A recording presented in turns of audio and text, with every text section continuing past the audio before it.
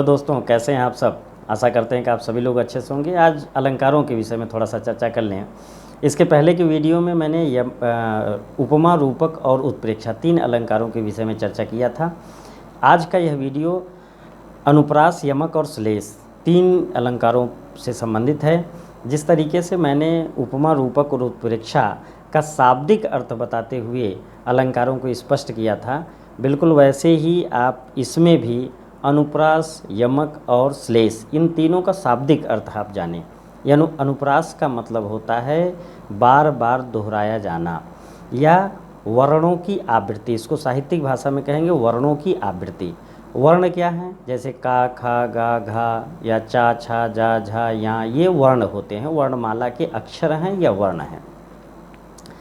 जब इन्हीं वर्णों को दोहराया जाता है, इनकी आवृत्ति की जाती है, तो वहाँ पर अनुप्रास अलंकार होता है।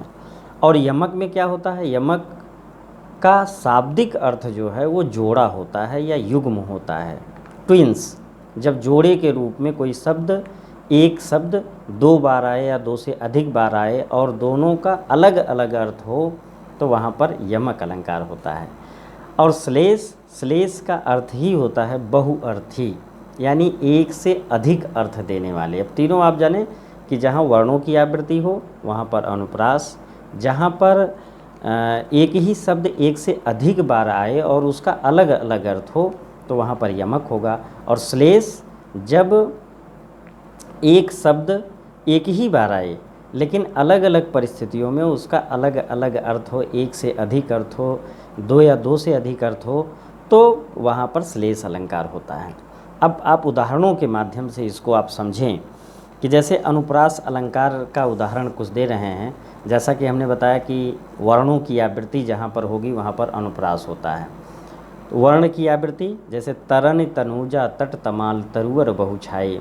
तरन तनूजा, देखें यहाँ पे आपके स्क्रीन पे दिख रहा होगा, तरनी तनूजा तट तमाल तरुअर बहुछाए। यहाँ पर ता वर्ण की आवृत्ति हो रही है या ता वर्ण को बार बार दोहराया जा रहा है।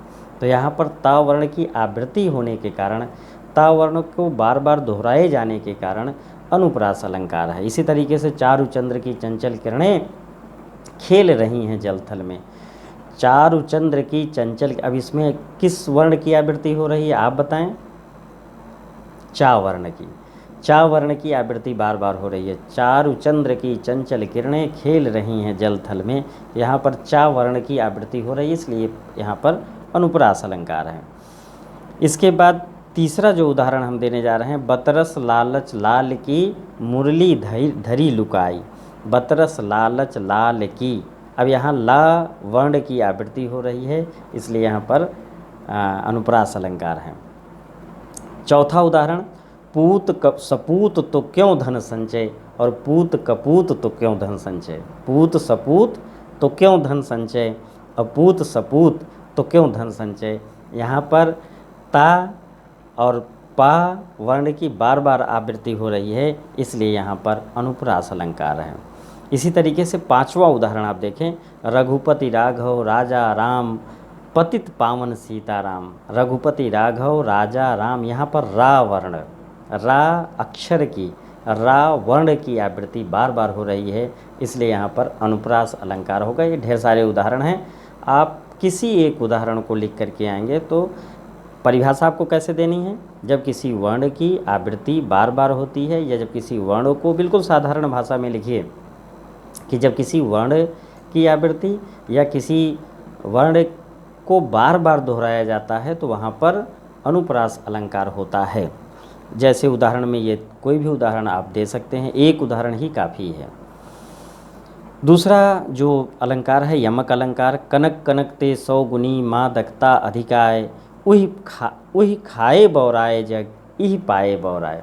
कनक कनक ते 100 गुनी, यहाँ पर जो कनक है, पहले कनक का अर्थ होता है सोना और दूसरे कनक का अर्थ है धतूरा।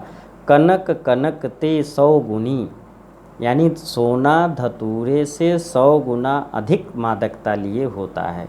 पहले का हमने बताया सोना और दूसरे का धतूरा, तो कनक कनक ते 100 गुनी मादकता अधिकाय, यानी सोना धतूरे से 100 गुना अधिक मादकता लिए हुए होता है। क्यों? क्योंकि वही खाए बौराए जाए, उसको तो खाने से यानी धतूरे को खाने से व्यक्ति जो है बावला होता है, लेकिन जो सोना है अगर अधिक मात्रा में पा जाए तो उसको पाने से ही आदमी बावला हो जाता है, पागल हो जाता है। इसी तरीके से जो दूसरा उदाहरण है, ऊधो जोग जोग हम नाही, सूरदास जी का ये पद है, ऊधो जोग जोग हम नाही।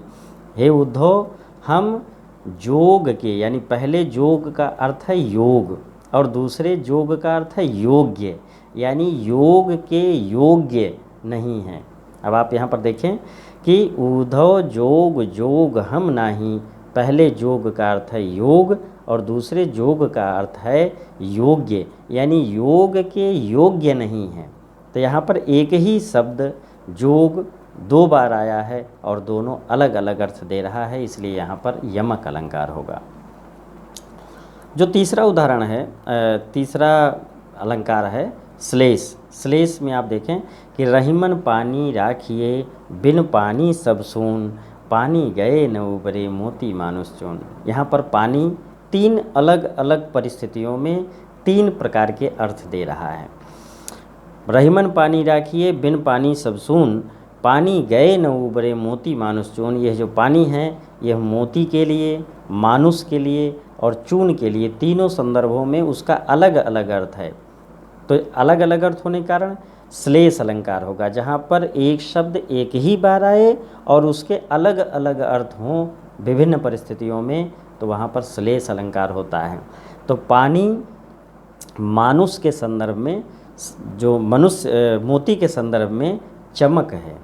पानी मोती मानुष चून, पानी का अर्थ मोती के संदर्भ में चमक है, कांति है, और मानुष के संदर्भ में सम्मान है, और चूने के संदर्भ में चूने के लिए पानी है।